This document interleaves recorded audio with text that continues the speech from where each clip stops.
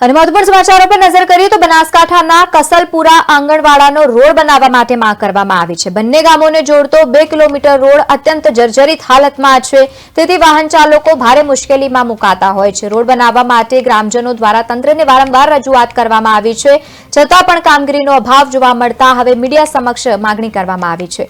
બનાસકાંઠા જિલ્લાના કાંકરેજ તાલુકાના કસલપુર આંગણવાડા ગામને જોડતો એક રોડ જે છેલ્લા ઘણા સમયથી ખરાબ હાલતમાં છે, જર્જરિત છે। બંને તરફ બંને ગામને જોડતો આ રોડ 2 કિલોમીટર સુધીનો સદંતર રોડ તૂટી ગયેલો છે, જેથી ગ્રામજનોને તથા વિદ્યાર્થીઓને ભારે હાલાકી થઈ રહી છે।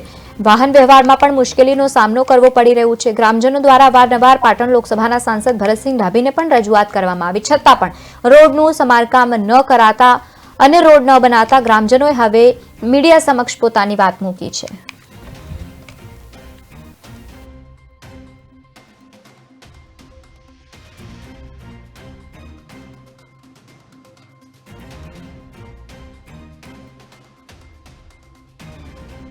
કસલપુરા છેલ્લે 5 વર્ષથી રસ્તો બિસ્માર હાલતમાં પડ્યો છે। ખેડૂતોને પૂરેપૂરી હાલાકી પડે છે।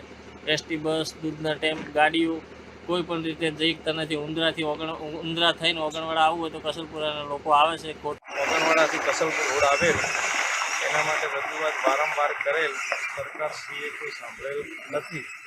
ખેડૂતોને અત્યારે બહુ તકલીફ પડે છે અને કસલપુરાને લીજું ફાળવતા સરકારે કોઈ નિર્ણય લીધો નથી। એના માટે હવે ઉપર લેવલ મૂકેલું છે, પણ અરજી કરેલ છે, પણ તોય સાંભળેલ નથી। કસલપુરા